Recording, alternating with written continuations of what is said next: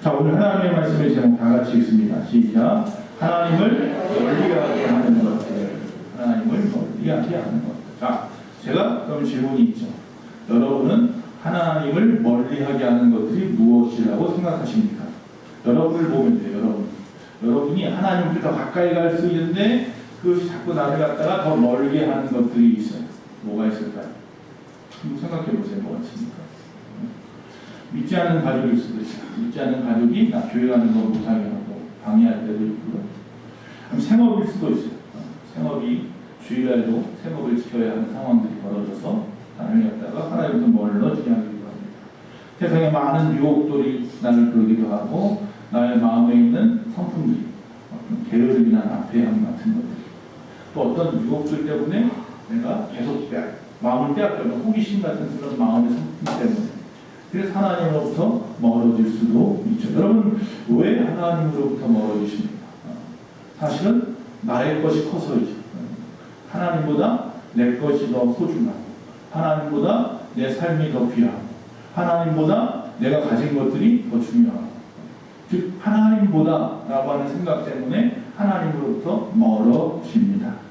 자, 오늘은 우리가 잘 읽지 않는 성경이에요. 읽어도 그냥 3장밖에 안 되니까 훌쩍 지나가 버리지 이게 무슨 내용이야? 깊이 보지 않는 찬송 성경 중에 하나일 수도 있어요. 뭐예요? 나훔이라고 하는 선지자가 쓴 나훔서예요. 이 나훔이라고 하는 선지자가 쓴 나훔서인데 나훔이 지금 나훔서를 쓸 때가 언제냐? BC 662년에서 612년 사이에 선지자 일을 했어요. 남유다에서, 북이스라엘 말고 남유다에서. 왜? 북이스라엘은 이미 722년에 망했어요. BC는 거꾸로 읽어요. 그렇죠? 지금은 2025년 다음에 2026년이지만 그건 AD고 BC는 거꾸로 읽어서 점점 줄어들죠. 그래서 예수님 십자가를 중심으로 0이 되고 다시 AD 1, 2, 3, 4에서 지금까지 2025년까지 온 거죠.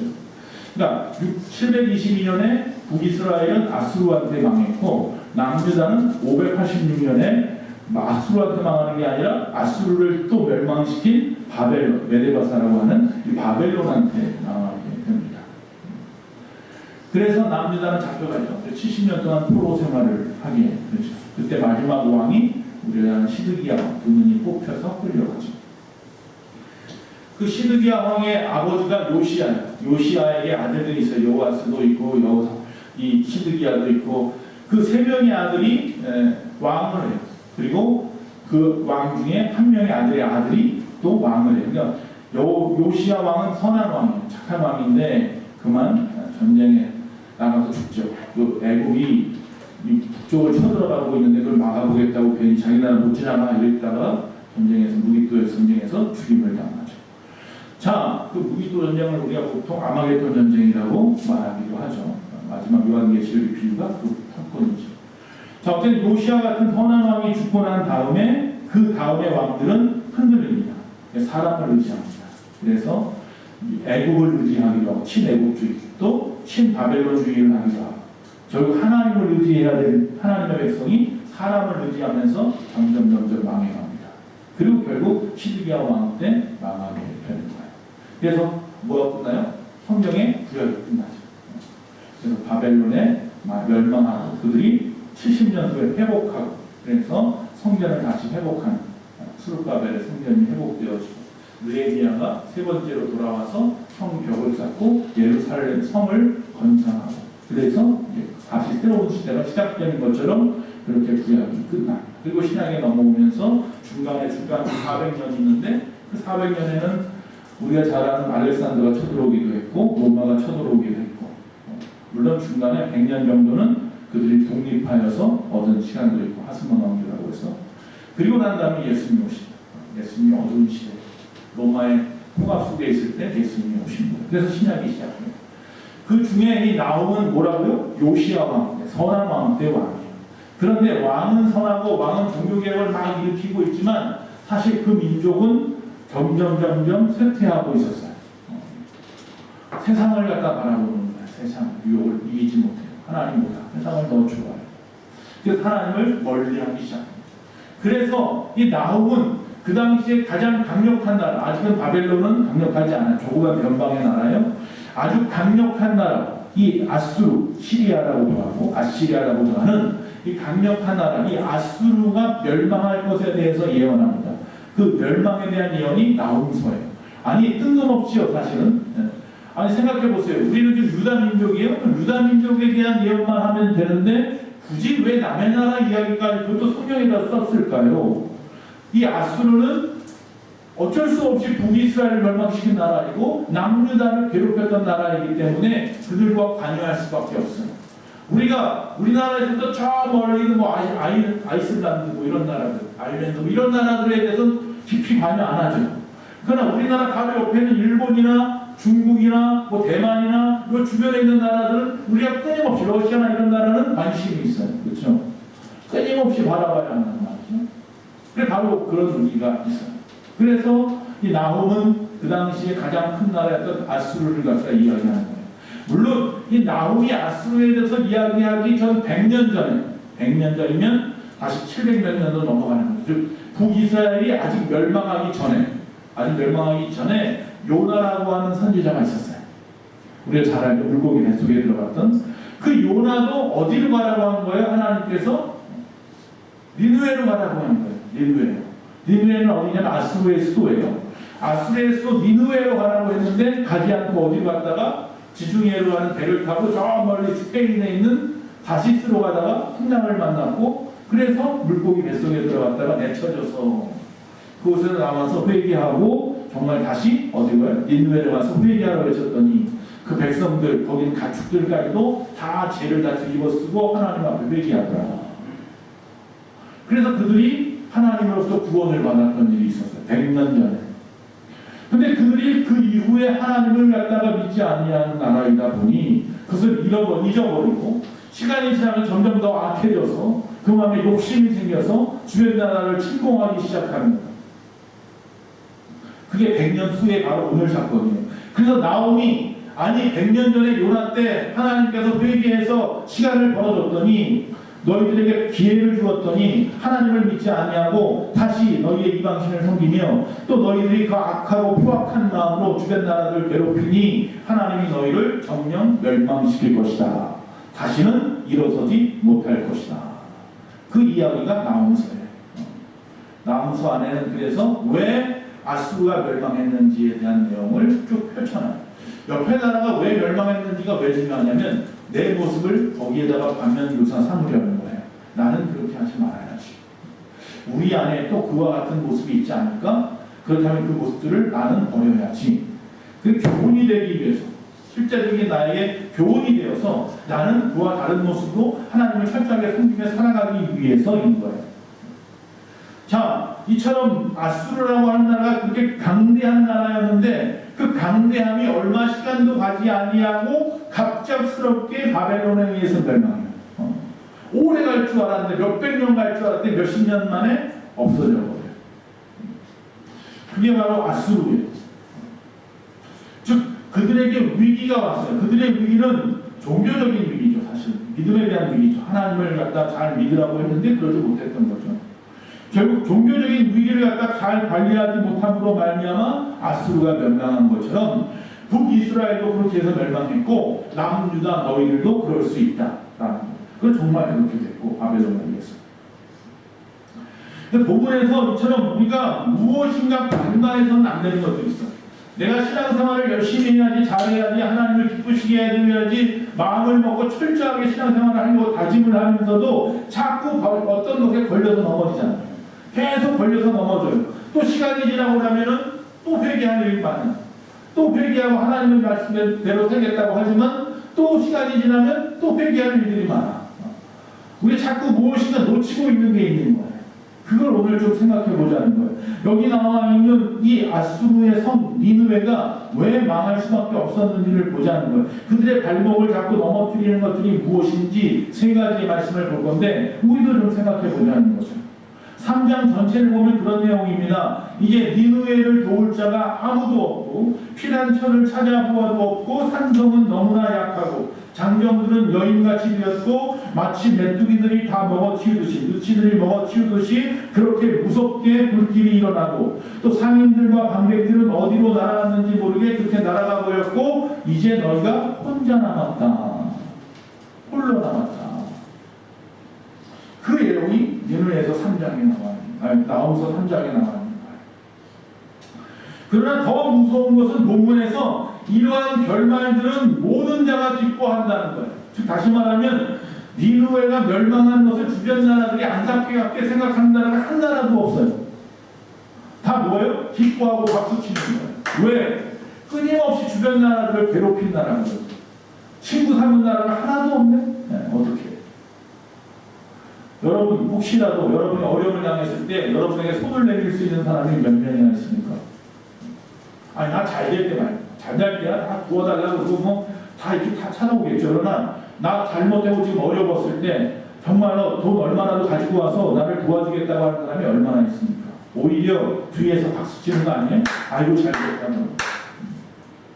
그렇다면 나는 영적인 니느웨인 거예요. 영적인 아수르와 같은 인생인 거예요. 하나님으로부터 멀어진 거죠. 그래서 오늘은 그 세 가지를 하나님께서 깨우쳐주는 거예요. 네가 왜 하나님부터 멀어졌는지, 너희가 무슨 위험을 간과했는지, 위험 요소를 왜 제거하지 못했는지, 요나 이후로 100년이라는 시간을 주었는데도 불구하고 하나님의 나라가 되지 못한 것에 대해서 그때 그 깨우침을 갖다가 잠깐 그때는 그랬는데 시간이 지나면서 놓쳐버린 이유에 대해서 말하고 싶은 거예요. 첫 번째가 뭐냐? 하나님으로부터 멀어진 이유가 이 니느웨 성이 아수르가 지리적인 또한 외형적인 안전함에서 오는 위험이라는 거예요. 이게 무슨 말이냐면 환경을 바라보지 말아라. 환경을 바라보지 마라. 환경을 보니까 지리적으로도 외형적으로도 건강해요. 강건해요. 하나님 없어도 될 것 같아요. 혹시 여러분 지금 그런 생각하고 있는 거 아닙니까? 야, 이만큼 먹고 살면 되지. 이만큼 되면 됐지. 하나님 없어도 나 배부르고 나 부족한 거 없어? 이런 마음들 말이죠. 7절부터 좀 보려고 합니다. 3장 7절부터 마지막 19절까지 보는데 7절에 보니까 하나님은 이 니느웨 사람들을 용서하시고 그들을 구원의 은혜로 품기 위했고, 그래서 요나를 갖다 보냈고 회개를 촉구했고 잠깐 그들이 회개해서 용서를 받았지만 100년이 지난 후에 전혀 그들이 하나님으로부터나 사람들로부터 동정받지 못한 채 완전히 멸망할 것에 대해서 예언한다. 왜 그럴까? 8절에 보니까 니느웨의 힘은 아수르가, 다시 말하면 니느웨는 아수르의 수도니까 아수르가 주전 663년에 애국을 갖다 정복했는데 이집트까지 정복할 정도로 힘이 있었어요. 거기에 테베라고 하는 그 도시가 있었어요. 그 당시에 거의 수도와 같은 도시예요. 가장 오래된 도시예요. 이 테베를 이 이스라엘 사람은 노아몬이라고 했어요. 노아몬이라는 것은 뭐냐면 아몬 신을 섬기는 도시 이런 뜻이에요. 그러니까 그곳은 우상이 가득한 도시였어요. 그런데 이 노아몬이라고 말하는 이 테베라고 하는 시가 멸망했어요. 자기네는 절대로 안 망할 줄 알았어요. 이 테베라고 하는 시는 완벽한 방벽을 가지고 있었어요. 즉 그들은 아주 강한 성을 갖다 쌓았을 뿐만 아니라 한쪽 편은 지중해가 막고 있고 한쪽 편은 나일강이 막고 있고 한쪽은 등록선이가 막고 있어서 어떤 누구도 난공불락 침공할 수 없는 그런 도시가 테베라고 생각했어요. 그러나 한순간에 그냥 쳐들어왔어요. 그리고 그냥 다 무너뜨려버렸어요. 아무리 나일강을 끼고 있고 지중해를 끼고 있고 사막을 끼고 있어도 쳐들어오니까 막을 수가 없었어요. 이 테베의 강점이 하나 또 있었다면 이 테베는 주변의 강대국들의 동맹을 맺고 있었어요. 그 구스라고 하는 나라, 이디오피아라고 하는, 거기 또 부치라는 나라, 루빔이라는 나라, 주변에 있는 나라들이 하나로 동맹을 맺고 있었어요. 그래서 내가 어려움을 당하면 도와주겠지. 그런 마음을 가지고 있었던 나라예요. 그러나 그럴 시간이 없었어요. 그럴 시간이. 그냥 쳐들어왔어요. 순간적으로 망했어요. 자, 이처럼 테베라고 하는 시는 10절에 보니까 그런 강점을 가지고 있는데도 아수르의 왕, 아수르 바니카이라고 하는 왕이 함락을 시켰는데, 그런데 니느웨도 어떤 생각을 하고 있냐면, 야, 우리도 북쪽에 티그리스강, 우리가 뭐 잘 배운 역사책에 나온 유브라데스 강하고 티그리스 강이 있죠. 그 티그리스 강이 북쪽을 막고 있고 또 난공불락의 성을 만들어놨고, 그래서 우리는 아무도 못 쳐들어올 거야 했는데 또 역시 마찬가지로 바벨론이 쳐들어와서 멸망했어요. 근데 바벨론이 쳐들어올 때 앞에서 아까 뭐라고 그랬어요? 주변에 나라들이 박수 쳤다고 했잖아요. 테벨은 동맹국이 있는데도 망했는데 이 아수르는 동맹국도 없어. 다 싫어해. 그러니 망할 수밖에 없는 거예요. 즉 다시 말하면 이 아수르는 망할 수밖에 없는 거예요. 망할 수밖에. 자, 애국도 망할 수밖에 없는 원인이 있었고 아수르도 망할 수밖에 없는 원인이 있었고 바벨론도 망하죠. 메데바스한테. 바벨론이 메데바스한테 망하죠. 자, 페르시아한테 망하죠. 이 망할 수밖에 없는 이유가 있는 거죠. 그런 망하는 이유 중에 하나가 자신들의 힘을 의지하는 나라들은 다 망했어요. 난공불락의 어떤 성벽을 쌓고 있다고 생각했어도 다 망했어요. 아니 하다못해 주변의 강대국들의 도움을 받을 수 있겠지 했지만 역시 마찬가지로 다 망했어요. 세상의 외부의 것들을 바라보는 것, 환경을 바라보는 것, 주변에서 도움을 주겠지 하는 것들은 다 망했어요. 여러분, 내가 하나님을 바라보고 하나님의 도움을 구해야지 세상의 사람들로부터 어떤 도움을 구하는 것들은 믿을 수 없어요. 늘 변하는 거예요. 다 계산하면서 도와주는 거지 그냥 무조건적으로 도와주는 사람은 주변에 얼마 없어요. 하나님은 우리가 가지고 있는 어떤 외형적인 것들을 위해서 우리의 믿음이 오히려 안이해질까봐 걱정이십니다. 즉 외형적인, 즉 주변에 있는 것들의 어떤 안정감이 우리의 종교적인 긴장감을 완화시켜가지고 즉 눈에 보이지 아니하시는 하나님보다 눈에 보이는 동맹국이나 눈에 보이는 환경이나 이런 것을 바라보면서 자기 머리로 계산해서 이 정도만 신앙생활해도 돼. 이건 괜찮네. 어쩔 수 없는 거잖아. 스스로 어떤 이유를 대고 자기 합리화를 하면서 하나님을 섬기며 주를 위해 충성해야 될 그 시간들을 세상에 빼앗기고 세상의 것들 앞에 마음을 빼앗겨서 결국은 넘어지고 무너지는. 나는 안 넘어져. 한 번 정도는 괜찮잖아. 두 번 정도는 괜찮잖아. 나는 아무리 그래도 머리로 다 생각하고 있어. 하나님만 생각하고 있는 걸? 아니. 11절에 니느웨가 이 테베에게 한 일이 이제 부메랑이 되어서 니느웨에게 그대로 되돌아올 것이다 그랬습니다.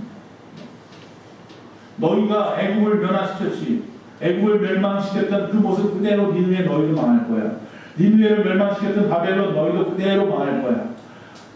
계속해서 그렇게 거듭돼서 지금 여기까지 온 거예요. 지금 여기까지. 세상에 어떤 강력한 나라들도 주변의 강대국들을 갖다 도움을 받는다고 하는 나라들도 다 시간 지나고 멸망했습니다. 하나님을 의지하지 않는 나라들은 다 망했습니다. 두 번째, 주변의 환경을 믿지 않는 사람들. 그래 나는 주변 사람들 못 믿어. 사람은 믿을 것이 못해. 그래 내가 지금 가지고 있는 환경들이 다 지금은 좋지만 언제 어떻게 될지 몰라. 그러니 내 주먹만 믿을래. 이런 사람이 또 있네. 그러니 하나님 믿을래가 아니라 그러니 나만 믿어라. 두 번째가 그거예요. 니느웨는 자신의 무력을 믿었습니다. 즉 하나님이 계셔야 할 곳에 칼과 창을 갖다 들이대는 거예요. 그래서 그들이 가지고 있는 그 다시라는 그 군인들을 날랜 사자와 같다. 그 장정들 강력한 또 성도 있었고 그러니까 힘이 강했다라고 자신을 감히 어느 누가 나한테 덤벼들어 그런 거죠. 신명기 17장 16절에 우리가 잘 아는 말씀이 있습니다. 즉 새로운 계명, 즉 이스라엘에 들어가는 사람들을 향하여 가나안에 들어가는 사람들을 향한 그 계명 중에 하나가 너희가 왕을 세우거든 뭐하라고 했냐면 하나님은 이스라엘에게 말과 병거를 많이 두지 말라고 경고하셨습니다. 그리고 나서 혹시 말이 많으면 말의 힘줄을 끊고 말과 병거 둘 것을 크게 수축하지 말아라 라고 말했어요. 아니 나라를 갖다 너희가 세우려면 나라를 세우고 많은 전쟁 준비를 해라. 여러 가지 무기들을 준비해 놓고 말도 많이 만들어 놓고 그렇게 해야 된다고 가르쳐 줘야 되는 게 맞지 않겠습니까? 그게 세상 법칙 아니에요? 전쟁할 수 있는 무기를 많이 가지고 있어라. 많이 비축하고 있어야 돼. 이게 하나님의 방법인 것 같은데 세상의 계산기를 두드리면 그게 답인데 성경은 반대로 말이 많으면 말, 말의 힘줄, 발 뒤꿈치 아킬레스건을 다 끊어버려라. 그리고 군장비를 갖다 넣어둘 수 있는 그런 창고는 조금만 만들어라. 근데 그거 반대로 했던 사람이 솔로몬이에요. 그러나 어려움 당했죠. 성경에 나와 있는 수많은 왕들이 이 신명기 말씀을 달달 외우면서도 그 말씀대로 살지 않았어요. 그게 문제예요. 우리도 성경은 아는데 말씀대로 안 살아요. 뭐대로 살아요? 내 이성, 내 감성, 내 지성, 내 생각대로 살고 주변 사람들 말대로 살아요. 하나님 말은 죽어도 안 들으면서 주변 사람 말은 그렇게 잘 들어요. 친구가 하는 말, 주변 사람이 하는 말.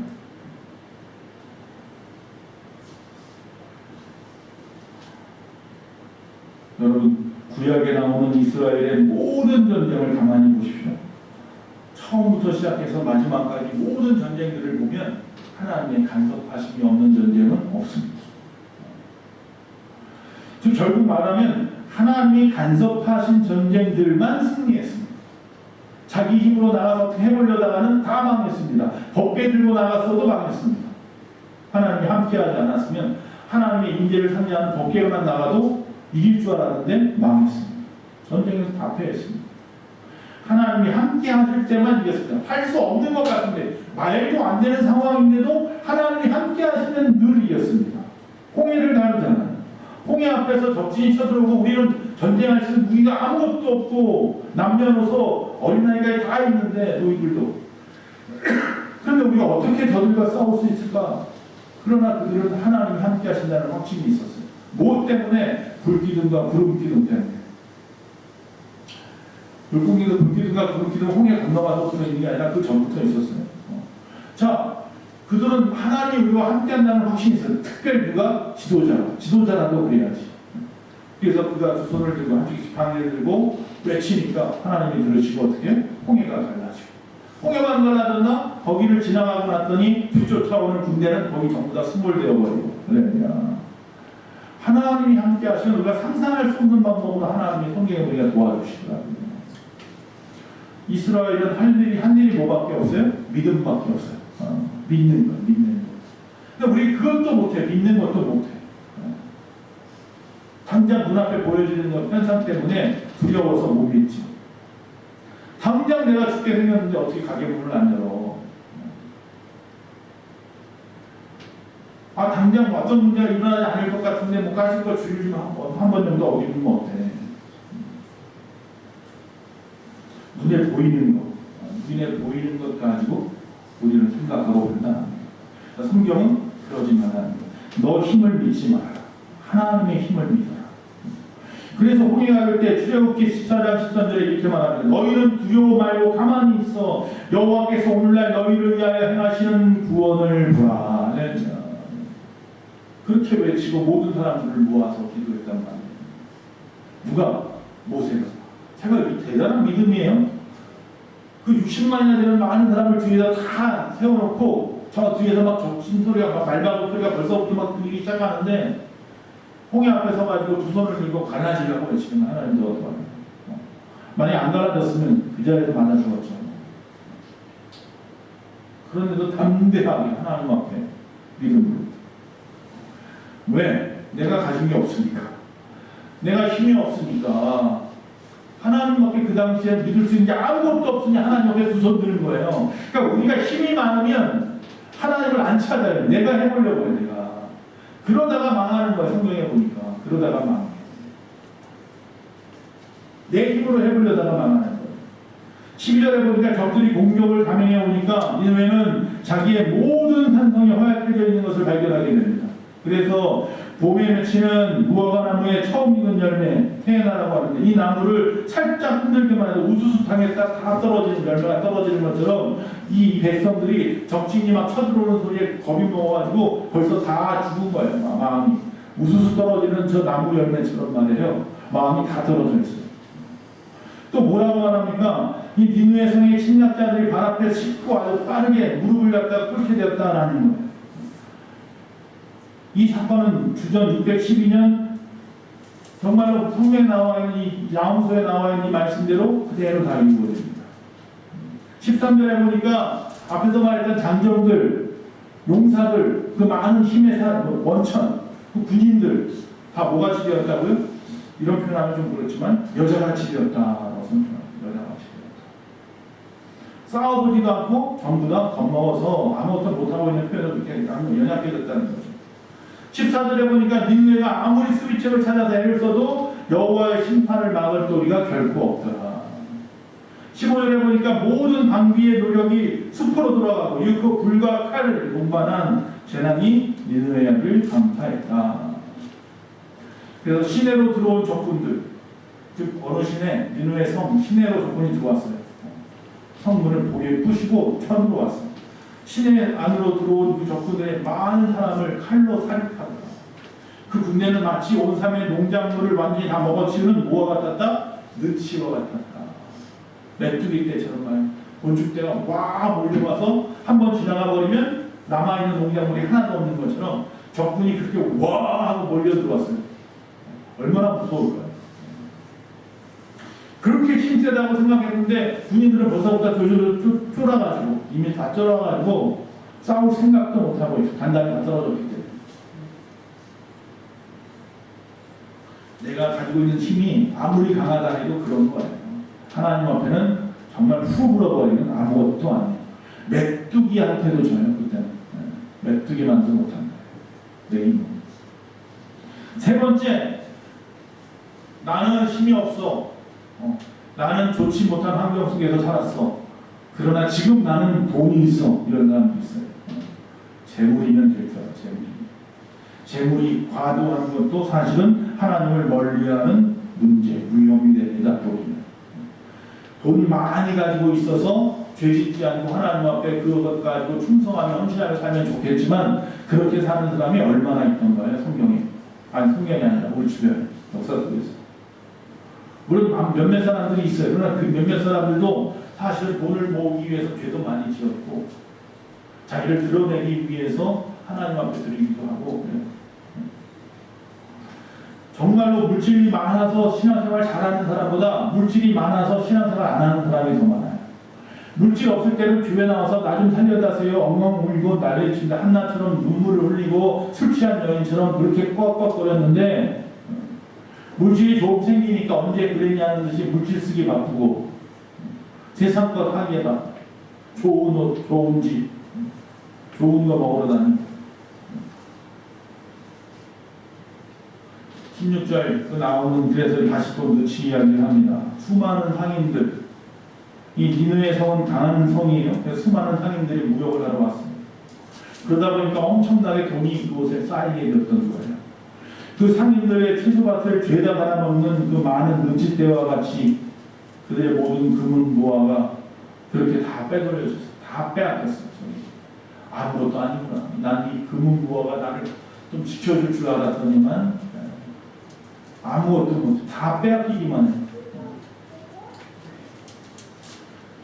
여기 보면 상인이 하늘의 별만큼이나 많았다고 했는데 앞에서 말한 대로 지리적으로도 무역적으로도 이점이 있었어요. 그리고 또 무역과 상업이 번창해서 물질도 많았어요. 넘치는 것을 다 가졌어요. 세상에 없는 것이 없어요. 그래서 우리는 절대로 아무도 우리를 갖다 건드리지 못할 줄 알았어요. 그러나 그 모든 것들이 알고 봤더니 하나님을 배신해버렸어요. 그것 가지고 하나님을 드러내야 되는데 도리어 그런 것들이 하나님을 배신해버려서 하나님을 감춰버리고 나로부터 멀어지게 만들었다. 여러분 건강하십시오. 그러나 건강해가지고 그 건강 가지고 나쁜 짓 하시면 안 됩니다. 물질을 갖다 많이 모으십시오. 그래서 그걸 가지고 주 앞에 영광 돌리고 주를 위해 사용해야지. 나쁜 짓하고 더 나쁜 짓해서 더 많이 모으기만 하면 안 됩니다. 지금까지 말씀드린 니느웨 성, 그것은 결국 세상을 의미합니다. 세상에는 이처럼 세 가지 위험이 늘 이 가운데 생존하고 있습니다. 환경이 무너질 것입니다. 힘 있는 사람들이 그 힘을 다 빼앗길 것입니다. 물질은 아무 쓰잘데없는 것들이 되어질 것입니다. 그날이 오면 주님 다시 오시는 그날이 되면 이 땅에서의 어떤 좋은 환경도 하늘나라의 것에 비할 것이 못 됩니다. 다 버릴 것들입니다. 그 환경 그대로 천국 가지고 갈 사람 하나도 없고요. 가져가 봐야 거기에 비하면 아무것도 아닌 것들이었어요. 이 땅에서의 내가 가지고 있는 권력, 힘 이것 가지고 천국 갈 줄 알았는데 가보면 아무 쓸데없어요. 이 땅에 있는 물질, 창고에 저렇게 가득 쌓여 있고 내 통장에 가득 쌓여 있는 저 물질, 천국에 갈 때 단 한 푼도 가지고 갈 수가 없어요. 예전에 저 예수 믿기 전에 보면 예수 믿고도 가끔 봤지만 사람들이 돌아가시고 나서 영하고 뭐 이럴 때 보면 거기다 뭐 집어넣으라고 동전 집어넣으라고 막 노잣돈 여러분 천국 가는 데는 노잣돈 필요 없습니다. 그거 나중에 다 묻어가자는 거예요. 그거 하는 사람이 다 하는 거죠. 천국에 가면 천국에 가거든요. 그런 거 버리셔야 합니다. 그런 마음들이 우리를 하나님으로부터 멀어지게 한다는 사실입니다. 우리는 그래서 우리를 그런 것들이 침투하지 못하도록 마태복음 23장 27절 37절 다 같이 읽겠습니다. 시작. 내 마음을 이 말씀 아니에요? 꼭 제가 같이 읽으려고 하면 잘 안 써난다. 마태복음 23장 30절 내 마음을 다하고 목숨을 다하고 뜻을 다하여 내 하나님만 여기 써 있습니다. 내 하나님을 사랑하라. 네. 제발 그러십시오. 제발 내 마음과 목숨과 뜻, 영육혼, 지정의 다 하나님 앞에 집중하십시오. 그것만이 살 길입니다. 19절의 본문에 보니까 불사라지고 약탈당한 도성 니느웨의 천사, 함락된 성도가 너무나 심해서 고칠 수도 없고 중하여서 또 그 제거는 영영 불가능한 것이 되었다. 이 바벨론 연대기라는 책이 있어요. 이 바벨론 연대기에 보면 이렇게 되어 있어요. 자기네가 멸망시켰잖아요. 하나님의 말씀대로 니느웨는 망했고 아무 흔적도 남지 않았다. 하나님도 믿지 않는데 하나님의 말씀대로 니느웨는 망했고 아무 흔적도 남지 않았다. 물론 여기서 그 하나님 신이라는 얘기겠지만 완벽하게 황폐하게 된 것입니다. 이렇게 해서 여호와께서 이 니느웨에게 얼마나 진노했는지를 보여주십니다. 100년이라는 시간을 너희에게 주었는데 그 100년 동안 너희들이 하나님을 믿는 나라로 만들어가야 되는데 오히려 그나마 있었던 그 회개했던 마음조차도 다 버렸구나. 좋은 환경이 힘이 물질이 너희를 도와주더냐? 그거 아니야. 버려야 돼. 하나님만이 너희를 도우실 힘이다. 하나님만이 너희의 모든 것이다. 나옴이라고 하는 뜻은 무슨 뜻이냐면 위로예요. 위로자라는 뜻이에요. 나옴이 지금 니느웨의 멸망을 갖다가 예언하면서 그 무서운 모습을 전쟁의 참상들을 보여주면서 이스라엘 백성들에게 뭐 하라는 거예요? 너희는 제발 하나님 섬기는 일을 버리지 마라.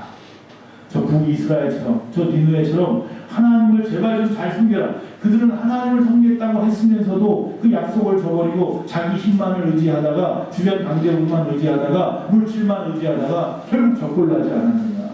그 이야기죠. 그 위로의 말씀을 우리에게 주시는 겁니다.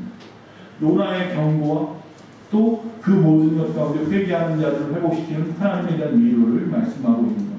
결국 한 나라의 존립은 세상의 어떤 환경 때문이 아니라 하나님 때문입니다. 이 나라의 로마가 멸망한 것은 그 나라의 물론 여러 가지 대패, 우상 이런 것들일 수도 있겠지만 사실은 뭐예요? 하나님입니다. 하나님이 역사에 관여하셨기 때문입니다. 여러분 제가 제일 좋아하는 그 영화가 인생은 아름다워. 거기 보면 귀도. 그 남자 주인공 이름이 귀도였죠. 유대인이라는 이유 때문에 부인은 유대인도 아닌데 유대인이라는 이유 때문에 자기와 또 부인과 또 아이까지 전부 다 어떻게 돼요? 수용소에 끌려가게 됐죠. 그 아이에게는 전쟁 놀이한다고 이야기하고 숨바꼭질한다고 이야기하고 거짓말을 하면서 그 아이를 숨겨놓고 막 그러죠. 그런데 자기가 한 일이 뭐냐면 그 앞에 큰 호텔에 전쟁이 일어나기 전에 큰 호텔에서 서빙을 했는데 그 호텔에 자주 찾아오는 의사가 한 명 있었어요. 신문 가지고 와서 맨날 그 사람은 앉아서 뭐 하는 거예요? 수수께끼 푸는 거 재미야. 문제 푸는 재미가 사람 매일같이 푸는 거. 기도가 자주 도와줘. 기도가 아주 천재적인 데 있어. 자꾸 도와줘. 좋다고 잘한다. 근데 나중에 전쟁이 일어나고 포로 수용소에 잡혀갔는데 그 포로 수용소 의사로 그 사람을 부임을 해왔잖아요. 의사로 부임을 해왔어요. 그래서 야 잘됐다. 서로 잘됐다고 막 좋아해. 그래서 귀도는 야 기회다. 이번 기회에 나는 몰라도 내 아내와 내 아들은 어떻게든지 구출해내야겠다. 저 사람 도움을 받아서 바깥으로 빼내야겠다. 근데 이 사람은 뭐만 신경 써? 아, 나 당신을 잘 만났다. 잘 만났어. 잘 됐어. 그래놓고 자기 문제 푸는 것만 신경 쓰는 거야. 사람 생명이 지금 왔다 갔다 하는데 뭐만 신경 써요? 자기 문제 푸는 것만 신경 써요. 도와줄 생각이 없어. 그게 세상이야. 그게 우리의 모습 아니냐.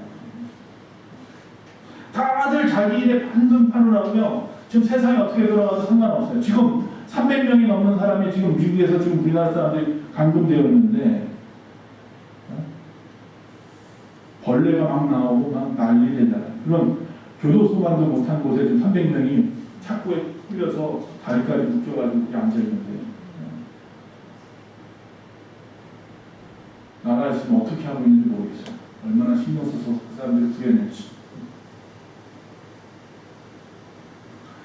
그러니까 우리는 보면 내 거에 저부터 내 문제에 치중해서 남의 것을 볼 줄 몰라요. 지금 무엇이 중요한지입니다. 지금 현실에 빠져서 앞으로 내세에 대한 것들에 대해서 생각이 없어요. 나 이대로 괜찮은 거 맞아요? 여러분 그대로 괜찮습니까? 천국 가는 거 확신합니까? 확실해요?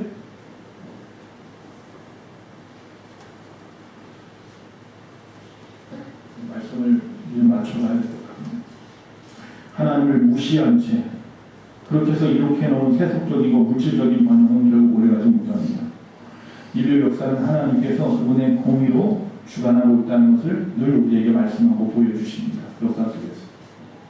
만약에 죄를 저지를 때가 되면 그래서 하나님께서 그 죄를 갖다 저지를 때쯤 간섭하신다고 한다면 우리는 정직하고 올바르게 살 수 있어요. 그런데 만약에 우리가 죄를 지을 때쯤이 되었는데 그곳에 하나님이 간섭하지 않아 나 또한 별일 아니겠지라고 생각하고 그냥 놔도 그럼 망하는 거예요. 하나님은 끊임없이 우리에게 간섭하셔야 됩니다. 우리가 끊임없이 하나님 앞에 외쳐야 합니다. 나를 좀 봐달라. 스스로 속이는 어리석은 삶을 버려야 합니다. 참 스스로가 스스로한테 속아요. 알고 계십니까? 물질이라는 것을 가지고 있으면 스스로가 스스로를 속여요. 괜찮지, 이것만 있으면 돼. 권력이 좀 생기면 그것에 스스로 속아요. 야, 난 이것만 있으면 돼. 스스로가 스스로에게 속는 어리석은 삶을 버려야 될 줄로 믿습니다. 그것은 마치 어려움을 당할 때 머리만 처박는 닭과 같습니다. 어느 여자아이가 어린 시절에 어머니에게 이런 말을 들으면서 자랐습니다. 너 나쁜 짓 하면 다 기록에 남아. 나쁜 짓 하면 기록에 다 남아라는 말을 듣고 살았는데 뭐가 남아 않긴 아무것도 안 남아. 그리고서는 나쁜 짓을 많이 하면서 살았습니다. 그리고 나서 40대가 되었고 아이를 낳아서 아이를 키워갑니다. 아이가 이제 10대가 되었습니다. 근데 이 아이가 나쁜 짓을 너무 많이 하는 겁니다. 그래서 그 아이를 갖다가 딱 붙잡아놓고 한마디 하고 싶었어요. 무슨 말을 할까 하는 순간에 무슨 말이 생각났어요? 자기 엄마가 자기한테 한 말이 생각나는 거예요. 너 나쁜 일 하면 다 기록에 남아. 기록이 뭔지 몰랐는데 알고 보니까 기록이 바로 자기 딸이었던 거예요.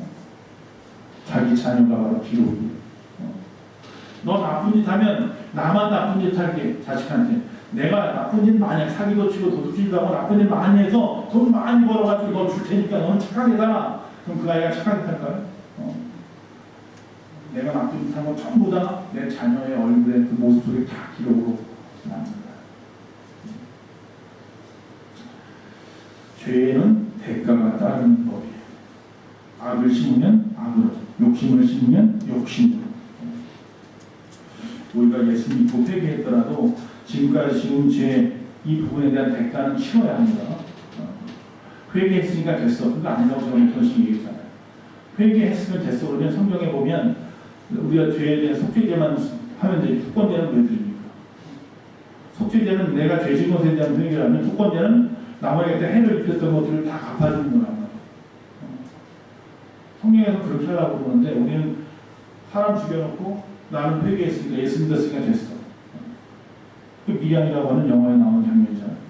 내가 죽여놨지만 나는 회개했으니까 나는 구원하죠. 그거 아니라 정말 내가 회개했다고 한다면요. 그 죽음을 당한 아이의 부모에 찾아가서 처절하게 내가 평생을 그 집에서 일을 하더라도 그렇게 살아야 되는 거예요. 그게 회개죠. 안 그런 거예요? 어느 때라도 우리가 회개할 수 있다는 생각에 무서운 착각을 합니다. 지금 아니면 회개 못할 수 있습니다. 토마스 브룩스라고 하는 목사님이 하나님은 때늦은 회개에 대해서 성경 어디에도 용서의 말씀, 용서의 약속을 주신 적이 없다. 때늦은 회개에 대해서 용서해 주신다는 말이 성경 어디에도 없다. 지금 회개하는 지금. 회개는 성령께서 우리 가운데 역사하실 때만 가능합니다. 하나님의 긍휼하심이 우리에게 머물 때만 가능합니다. 바로 지금 성령께서 내 마음을 만져주실 때, 하나님이 말씀 주실 때, 말씀하실 때, 바로 지금 회개할 때 그 회개가 이루어집니다. 오늘 내가 상처 준 사람이 있는지, 또 내가 무엇인가 하나님 앞에 말씀대로 살지 않은 부분들이 있는지 생각하고 회개하는 삶을 사는 저와 여러분 되시기를 간절히 바랍니다.